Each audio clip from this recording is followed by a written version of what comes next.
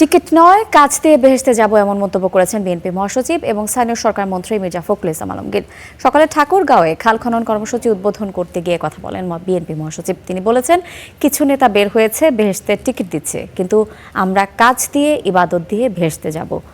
আমরা ধর্ম নিয়ে ব্যবসা করি না, কাজ করতে আসছি, কাজ করে যাব।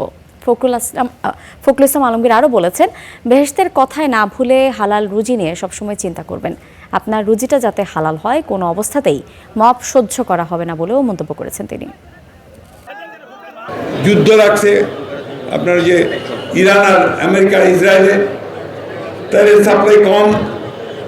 এরপর হঠাৎ দেখা গেল যে আমার ঠাকুরগাঁতে একটা পেট্রোল পাম্প ভাঙিয়ে দিলে, ছোয়ালা ভাঙিয়ে দিলে। কেন? যে মাকে কি করছে দিবা চায় না নাকি হচ্ছে। তো ভাই তুমি পাম্পটা ভাঙলো কেন? অভিযোগ থাকলে যারা দায়িত্বশীল আছে তাদেরকে বলো। পাম্প ভাঙবে, মব আমরা তৈরি করতে দিব না। মবকে আমরা কঠোর হস্তে দমন করবো।